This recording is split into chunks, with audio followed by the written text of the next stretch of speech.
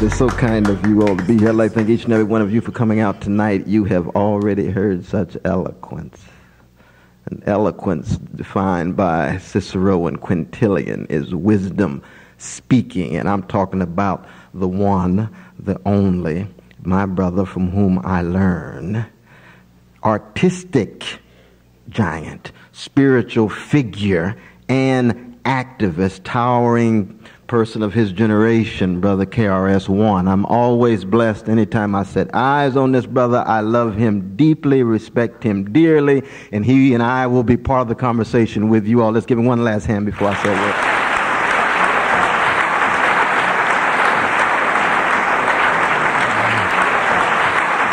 Definitely. I hope that I say something that unsettles you, that unnerves you, maybe even for a moment unhouses you. You all, I'm sure, take quite seriously here at Keene State the Socratic maxim, the unexamined life is not worth living. And that means that I hope at least once a semester you recognize that maybe your worldview rests on pudding. Doesn't mean that you stop there, but just for that moment of intellectual dizziness and vertigo. Because that's what learning is all about in the deepest sense. Not schooling, but being educated mind, body, and soul. So that when you come down, you do land on something, but you're a different person than when you went up. The unexamined life is not worth living. Malcolm X is right when he adds the examined life is painful. And that's precisely what this discussion about race and ethnicity and going through it, as Brother KRS-One says, but not ending up there. The great Josiah Royce, towering American philosopher, born in California, taught at Harvard for about 42 years. He talked about the spirituality of genuine doubting, seeking, and interrogating.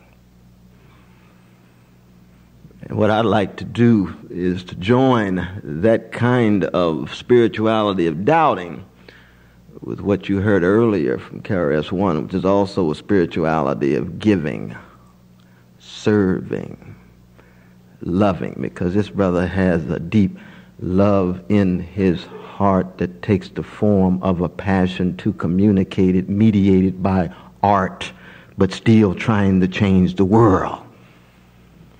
Within the curriculum that looks primarily to Athens and Jerusalem rather than Asia and Africa and indigenous peoples. And of course, Athens and Jerusalem has much to teach us, but they have no monopoly on the truths of the human condition.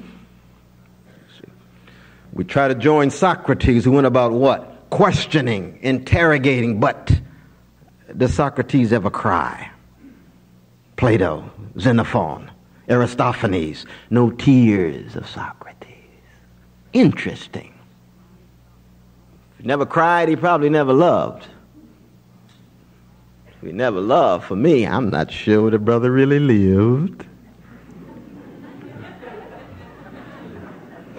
He questioned, but did he really live on the ground where it hurts, loss, mourning, grief, sadness, sorrow, heartbreak, heartache, not just raising interesting theoretical and abstract questions. We got to bring Socrates down. We move to Jerusalem. Elijah, Jesus weeps. Why do they weep? Because they love so. They're investigated in something. They're self-involved in something. They're attached. They're interested. They care. Something is at stake in the lives that they live. And to talk about race, not just in America, but in the world, because no one even conceived of the notion of race until the 17th century. When Francois Bernier first put it forward in 1688, a moment in which what? A moment in which Europe is shaping the world in its own image, controlling nearly 2/3 of the globe. viewing itself as not just superior, but casting itself in terms of arbitrary constructs like whiteness, blackness, redness, yellowness, brownness. And it becomes part and parcel of this notion that somehow those cast as black, brown, yellow, red are inferior, less beautiful, less intelligent, less moral. What a lie, but my God, that lie is taking on tremendous ferocity. And it's still around. Nobody's concerned about the intelligence of those who have blue eyes as opposed to brown eyes. You can't get a dissertation in the psychology department pursuing that question. Who cares about the intelligence of those in Georgia as opposed to those in North Dakota? You can't get a PhD dissertation in psychology comparing the intelligence of those in Georgia versus North Carolina or North Dakota. But you raise black and white. Oh, it's a very serious issue now. Let's see what the evidence. I know it's going to be tough and delicate for some of you all, but let's see where the evidence goes. Where does the question come from? Are women as intelligent as men? Oh, that's a very serious question. I think it's going to be tough on the sisters, but let's pursue it. That's the way science is. Sure, 2,000 years of patriarchy. We know what the framework looks like. We know why that question is so relevant, though hurtful to some. The tradition that hip-hop in general, rap music in particular, is part of, is a long tradition of the human family that forces us to raise the deepest questions, the most frightening and terrifying questions about us. And that question is, what does it really mean to be human? And most of us don't have time to wrestle with that question. I know many of you all at this grand institution, you're working 1 job, 2 jobs, 3 jobs. You got courses, you're trying to fall in and out of love, have a little fun in the meantime. Why raise the question of what does it mean to be human, and I don't get a grade for it that'll help me in my quest for a job? But here comes some hip-hop figures and rap musicians that say there's a long tradition that says those of us on the underside of a society, on the night side of American life, on the dark side of the human predicament, are going to force us to wrestle with some questions. Let us never forget that our English word human comes from the Latin humando, which means burying. I always like to remind professors of humanities what they're all about. Burying, right? Bodies in coffins, right? Grave diggers, as in Shakespeare's Hamlet. Right? We are featherless, two-legged, linguistically conscious creatures born between urine and feces. That's us. Looking for a little meaning and value and care as we face inevitable, unavoidable, and inescapable extinction of some sort. Creates a little anxiety. You see. But when you raise the question of what it means to be human, it cuts so much deeper than race, ethnicity, gender, sexual orientation, class position, regional position, whether you're disabled and physically challenged, older or younger. And yet we know those constructs and categories do have tremendous weight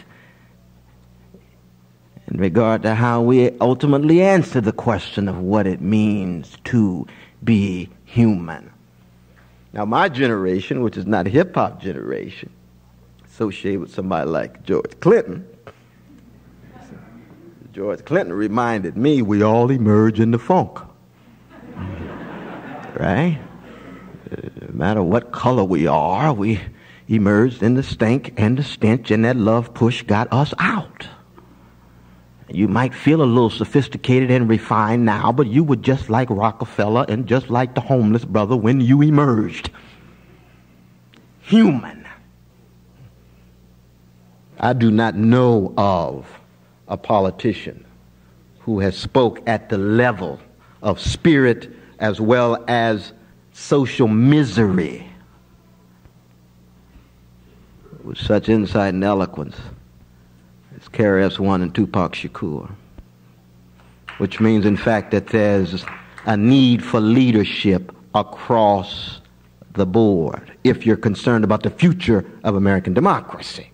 Not just race, but the future of American democracy. And, of course, when we look at the world, my God, that's another discussion. You all know the figures. The 3 wealthiest individuals in the world have more wealth than the bottom 48 nations. The top 225 individuals have more wealth than the bottom 48% of all of humankind alive, which is 2.6 billion people. And Ethiopia and its suffering is just the peak of an iceberg that's linked to both decrepit leadership, too often predominant on the continent itself, linked to World Bank, IMF policies that impose austere conditions, full access to credit that downplays education, health, job skills. What a world. Thank God that there were some voices crying out in the wilderness called hip-hop artists and rap musicians that said, America may be in a moment of self-celebration and self-congratulation because Wall Street's going crazy and the stock market's setting records and the top 1% are euphoric and the top 20% are ecstatic. But there's some people down here who's living every day, and we're going to focus on their situation as well.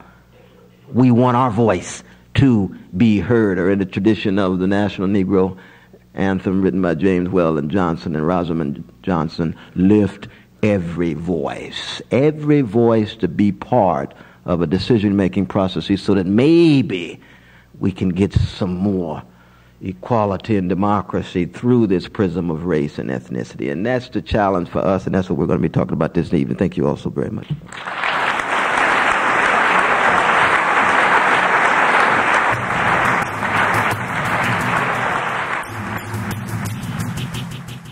Why is it important to know hip-hop? Why? You know, most people look at it music or some guy rhyming on a stage or something. Why is it important to know hip-hop? Why is it important to even be associated with hip-hop? You'll notice that most knowledge in the world, just the idea of knowledge, what you know, some of what's known, the idea of knowledge tries to either relieve human suffering in a philosophical sense, or it predicts what's going on. Hip-hop is at the heights of that. Not only does knowing hip-hop relieve human suffering, which we'll get into later, but knowing it also, or should I say, having the sight that hip-hop has, having the awareness, gives you the ability to predict what's going to happen in the inner cities before it happens. For many years, various magazine publications have attempted to document and interpret the forward movement of hip-hop from a traditionally objective perspective. This objectivity, although useful in the field of journalism, proves poor as a general method in interpreting the consciousness of hip-hop for hip-hoppers. Between the years of 1988 to 1998, rap publications of all styles relied on being objective journalists when documenting hip-hop as opposed to being hip-hop. Such was their academic training. However, hip-hop, as with many popular cultures, is unique in the sense that accurately documenting its culture requires its interpreters to participate in its expressions. This is very important. If you can't do it, you can't interpret it. What hip hop is going through is that people who have no idea what it is, how to do it, nothing, are interpreting for the rest of the world what's going on, who we are. Hip hop has yet to speak for itself. The journalistic census toward hip hop mirrored the mainstream census of Black and Latino youth. Violent criminals, helpless, hopeless, untrustworthy, dangerous to be around, but nonetheless great entertainment. What they interpreted as hip hop was really MCing, which they later labeled rap. Breaking was labeled breakdancing. Piecing, burning, bombing, and tagging were all lumped together as graffiti art. Early hip-hop owned no monthly publication, video countdown, or Saturday night master mix. In its early days, it could not interpret itself for itself, and those with the resources to interpret it did so with no interest in hip-hop's creative intelligence. In other words, no one asked, how do you develop the language you're speaking? How? Most journalists wanted to know, or most people in general wanted to know was, yo man, how you getting so much money doing that? Keep in mind, in the early days, hip hop was illegal. When I started as a graffiti artist, and it was illegal. I mean, graffiti art is always illegal, but rap music was illegal. They started off as block parties, but then they got more sophisticated as the years went on, mainly because of the aggression that hip hop was facing early on. These parties were done out in places in the Bronx called 123 Park, Cedar Park. And these were the early areas where when an MC and DJ duo would come out, they'd plug into the light. That instantly made us illegal. But more so than that, when we started rhyming and the DJ started cutting, this weird and unusual noise out in the parks began to aggravate people. And shockingly enough, it didn't aggravate the police. It aggravated our parents. Now most people got away with it. Most people did they jam and the cops said, oh, break it up. And they broke it up. Other people, cops just came in, click, click, click, click, everybody's gone. No questions, no answers, no nothing. Early hip hop starts like that.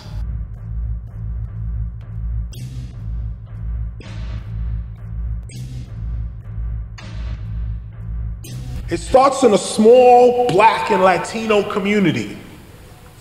And the older Black and Latino generation says, no, that's not the representation of Black people or of Latino people.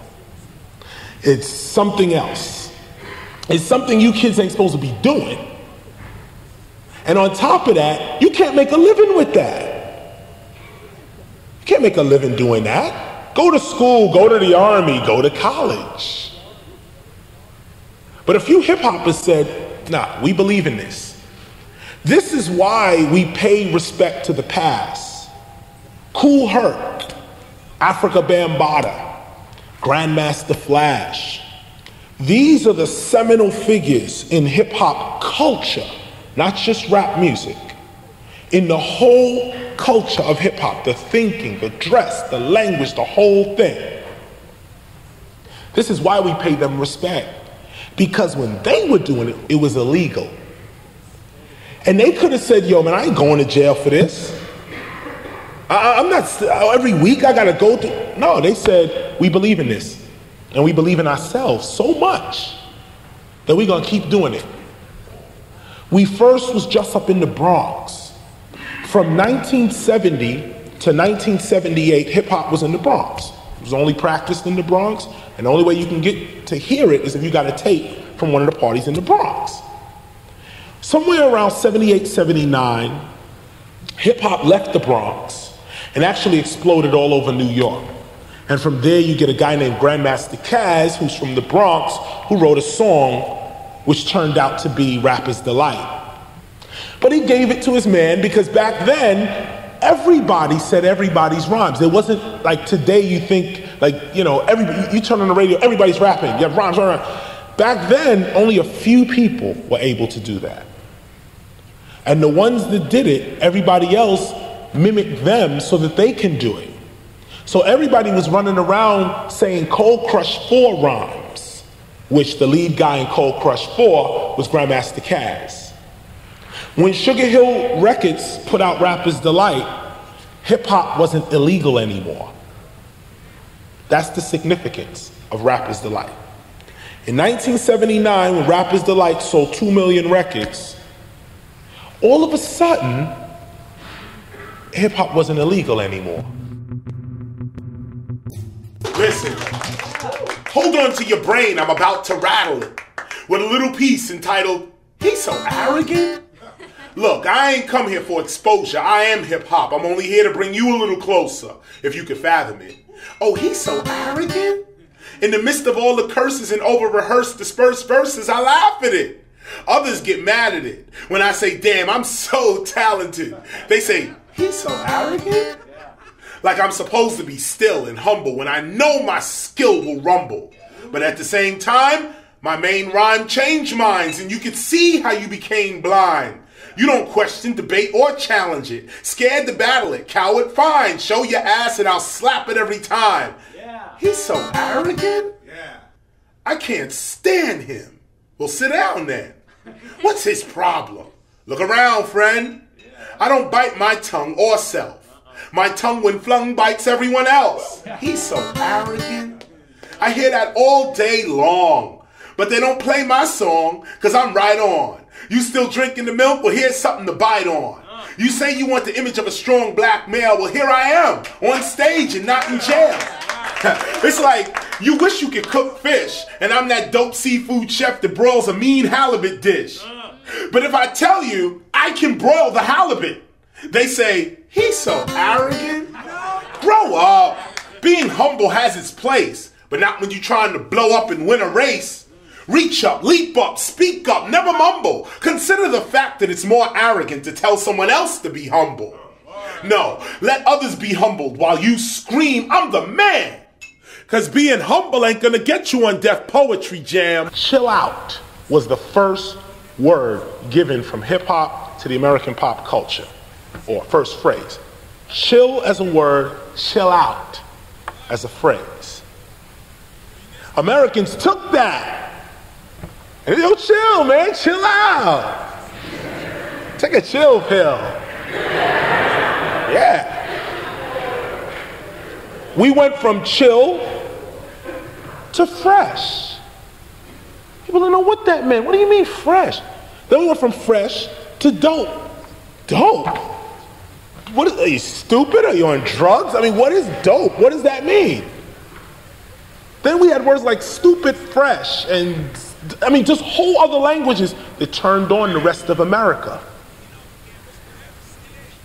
Language is the expression of creative intelligence. Our language wasn't just chill, dope, nah. We looked at the English language and what's on our minds, what's on our heads. Our minds are so vast in our thinking that the English language does not have enough words to describe what we're thinking. So what we have to do is take words, the existing words, and transform them to fit our consciousness, to fit how we come in at the world.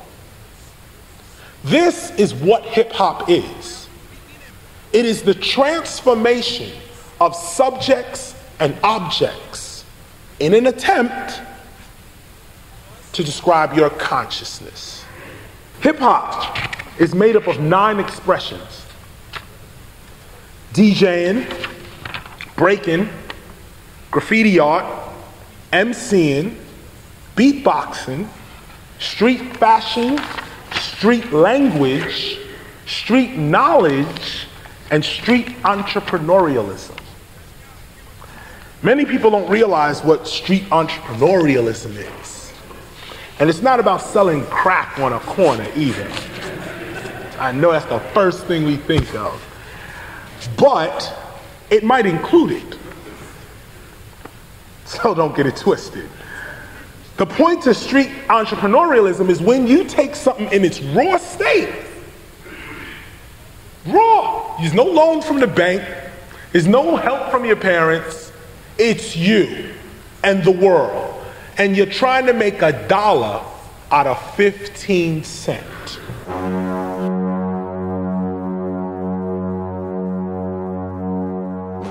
This piece here is called The Pad and the Pen. And it begins like this. The pad and the pen. The pad or the pen. What does it profit a man to gain the whole world and lose his soul at the same time? The pad and the pen. I kick the same rhyme with a pad and a pen. My name, I'm not important. What's important is knowing yourself before your life shortens with the pad and the pen. Time for some action again. I contemplate the pad and the pen. Cause the pad and the pen could get you in a pad or a pen. You can hear these rappers writing up their own disastrous end. They don't know when to stop until they write up their own destruction or the penitentiary door locks. And it all begins with their pad and their pen. A lot of people, black scholars especially, black nationalist scholars especially, will say, we lost all of this. But they won't admit that hip-hop may be the refinding of what we lost. We don't know what we lost, because we lost it. But whatever we lost, if it was truly ours, then it is still with us. If it's truly whatever was going on in ancient Africa, Asia, even Europe, with us, is still happening today. It may have been sidetracked. It may have been stopped or altered to a degree. But when the political climate became right enough for hip hop to re-emerge in the early 70s, this could be what we lost. Here at the Temple of Hip Hop, we talk about hip-hop as a strategy toward health, love, awareness, and wealth.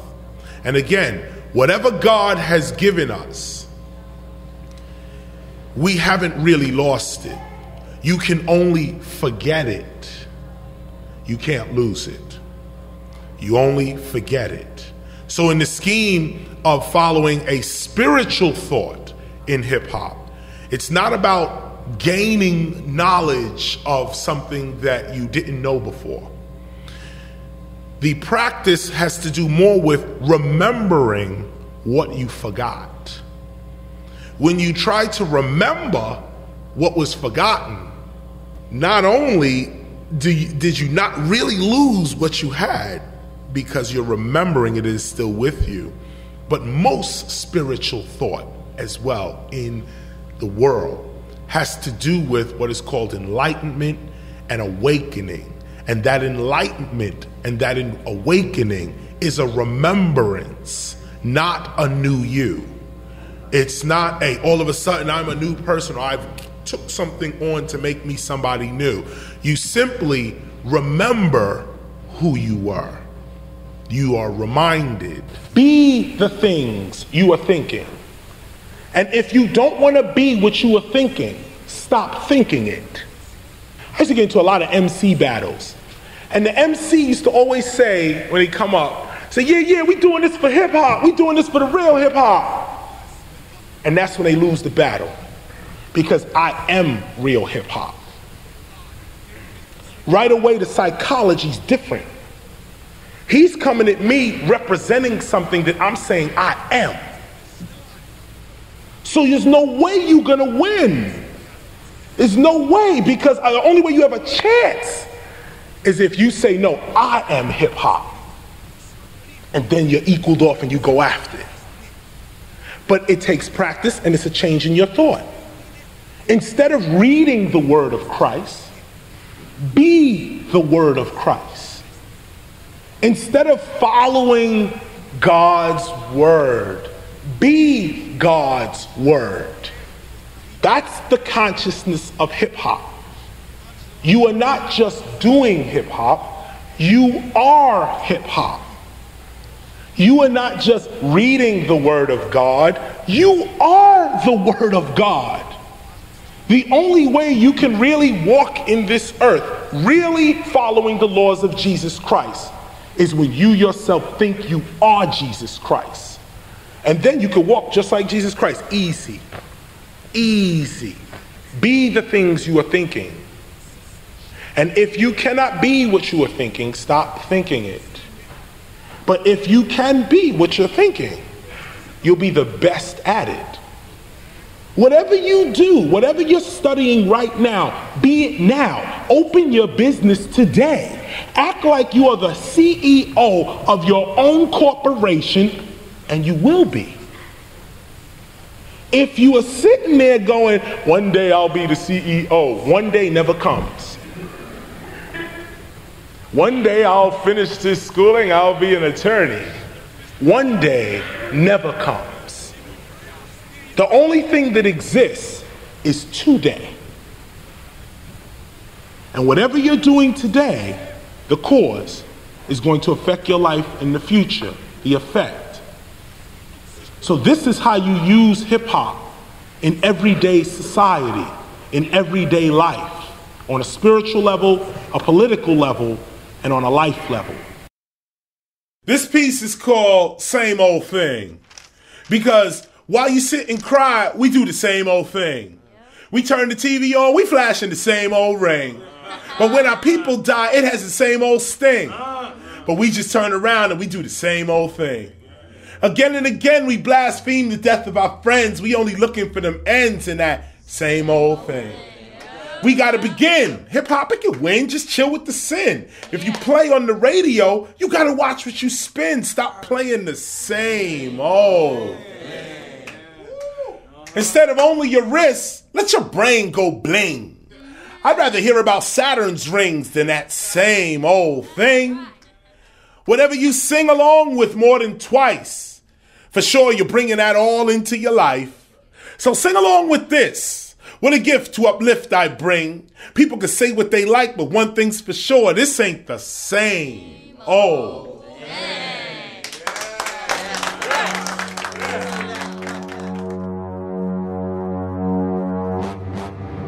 Malcolm X in 1965, I'm reading, by the way, from a book called Malcolm X Speaks. It's a collection of his speeches published by Pathfinder. Malcolm X Speaks, Selected Speeches and Statements.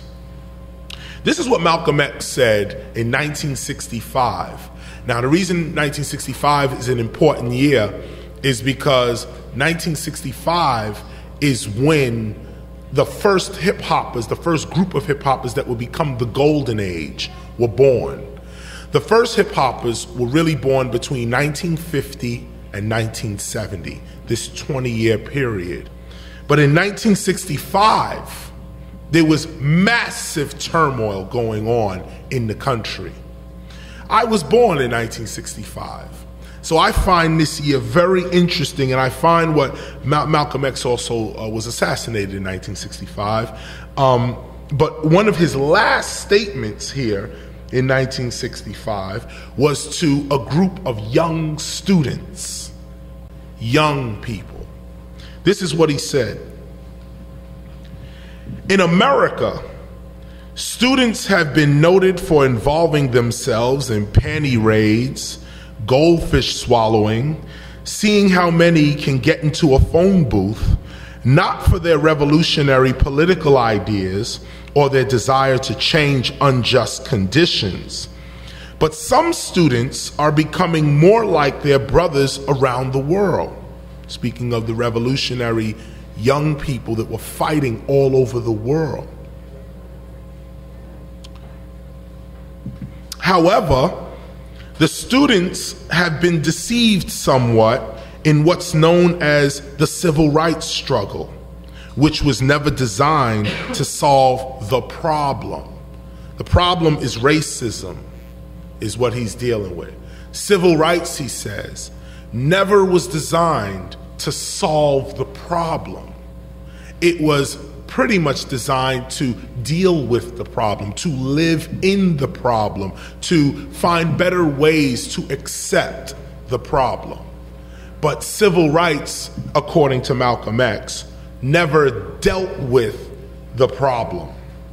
The students were maneuvered in the direction of thinking the problem was already analyzed.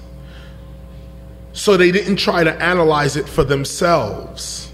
Malcolm X is saying that the students were maneuvered in the direction of thinking that the problem was already analyzed. Racism had already done, we already got this, don't worry, we already got it. So they didn't try to analyze it for themselves. In my thinking, Malcolm X says, if the students in this country forgot the analysis that has been presented to them, underline the word forgot. In my thinking, if the students in this country forgot the analysis that has been presented to them, and they went into a huddle and began to research this problem of racism for themselves, independent of politicians and independent of all foundations which are part of the power structure, and did it themselves, then some of their findings would be shocking. But they would see that there would never be they would see that they would never be able to bring about a solution to racism in this country as long as they're relying on the government to do it. This is very interesting what Malcolm is saying, because this statement is what is the fundamental of hip hop. The fundamental of hip hop is rethinking the entire society that you're in. This is what created hip hop. Hip hop was not created because MTV appreciated its existence and decided to bring it up and broadcast it to the people. Hip hop was created by sidestepping the norm. Many of us in this room today, man, maybe all of us, have situations that we are in that appear to be normal. And people are telling you, don't go against the norm. Stay in your place. Just chill. What you angry about? What you so... You got this, you got that. You're living here, you're driving that. But hip hop impresses upon your soul to always rethink the norm. Malcolm X tells us here that by rethinking what you think is normal, by rethinking the society, by rethinking the foundations of society, this is how you deal with the problem of racism. You don't ask the government to do it for you. You rethink the situation, the whole society, yourself. I'm here to tell you today that a lot of you are going through situations that you're like in a crossroads because hip hop puts you in that mode. Hip hop has one thought, but the society is thinking something else. And as a hip hopper, you're constantly in flux in between my job, my school, my this, my that, my the other, versus my soul. My soul, who I am, who am I? Most of us live these double lives. We know who we are, but then when we step out in the street, we have to suppress that because who we are is illegal. When you come into the school system, you're given the answer to all your questions, meaning that the teacher teaches you question and answer at the same time. What we do is the teacher says, class, Christopher Columbus discovered America. We write it down. 1492, Nina Pinta Santa Maria Mayflower. We write it down. Never once do we question the teacher. Never once do we say, well, I think Christopher Columbus was drunk and lost and the Indians discovered him.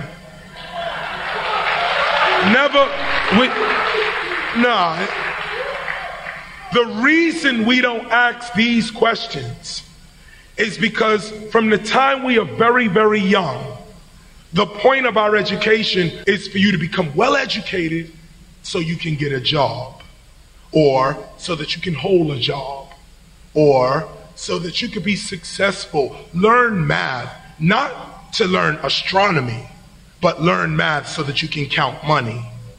Learn how to read, not so that you could read the seasons, read nature, but read so that you can write a resume, so that you can take orders. Your first education is in socialization. Now follow me here. The first thing you learn is how to sit in class. Don't talk out of turn. Raise your hand when you want to speak. Shortest in the front, tallest in the back. This is order, and this creates an ordered society. The teacher now says, now, Christopher Columbus discovered America. Your socialization tells you, don't question the authority. You say, okay, let me write it down, because really the point to my education is for me to get a job. So if I'm going to write this down, really what I want is a good grade. I'm not worried about whether this is true knowledge or not. I'm not worried about, oh, did Christopher Columbus discover America? Did he not discover? All of that is irrelevant. What the purpose of our education becomes is I am memorizing what the teacher tells me, so that when the teacher asks me 2 or 3 weeks later, I could tell the teacher exactly what the teacher told me 2 weeks before. And then those who have said exactly or close to exactly what the teacher has told them 2 weeks ago get the highest grade. The educational process is for you to memorize what you know. Then when someone asks you, now what do you know? You speak from memory. Many of us come to school and we don't seek knowledge. We want an A, a B, or a C grade. Now the trick here becomes this. When you begin to get a little more mature in your education and in your life, you begin to ask questions like, well, who am I? And where am I? Now when you ask questions like, well, who am I? What happens is intelligence does not answer the question. Memory answers the question. What we have is called training. And then you have to ask yourself, now what are we being trained for? And what we're being trained for is, again, the job market. We're being trained to work better. This is a more advanced version of slavery. We're being taught how to be a good business manager, a good computer analyst, a good recording artist, a good doctor, lawyer. But all of these titles are false when asking about self and who you are. So through your education, yes, you must memorize things, and that makes you knowledgeable. But once you've gained knowledge, now you have to begin to question the knowledge that you have. Most people, when they say we need a knowledge of self, what they do is they go on a journey for it. And they start looking or searching for knowledge of themselves, or searching for themselves. Self has gone nowhere. What has happened is self is standing here as a child, and through your education, you put knowledge on yourself. Knowledge is like a coat when you don't control it with intelligence. It's a coat. The first coat, my name. Second coat, oh, I'm my mother's son, coat. Or I'm a brother to my sister or brother, next coat. I am in school. I am a student. Next coat. You grow up, you get a wife or a husband. I am a wife or a husband. Coat. You go further in your career. Now I am an MC. Coat. I am a doctor. Coat. Policeman. Coat. All of these coats on top of self help you to forget self. And what we do is we begin to move by way of the coats, not by way of the self. Because we forgot the self. The coats begin to rule us. When you go into your job, you go to work, you put on the coat of whatever job you're doing, and it works for while you're working. But then when you leave the job and go home, you're supposed to take the coat off, hang it up, and be yourself. But if we don't have practice with self, and if we are trained to memorize, we forget, which is our strength here, memory, we forget what self is. If you take off all the coats, you'll be left with nothing but self. Self is not something to gain. It's always with you. Self is not some place you gotta go and attain a new knowledge. The more knowledge you get is the more coats you putting on. Believe these are the sciences that will walk us into the 21st century, healthy, wealthy, and wise. Here's that rhyme once more, where your mind shines once more. Catch me while I'm on tour and I'll restore your spirit duality. With a style that's more for the family. Listen, I'm for sure they for faith. You know, police brutality, teacher low salary, racial profiling, the media's lying, and still some persist, the booty shake. You know, Michelangelo once said this, now understand. A man paints with his brains and not with his hands. Now while you're thinking, allow me to quote Abraham Lincoln quickly. Fellow citizens, we cannot escape history, end quote.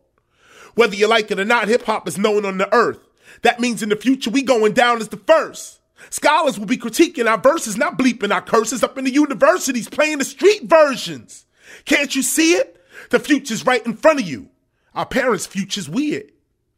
Thomas Jefferson, in a letter he wrote, said a nation united can never be conquered, end of quote.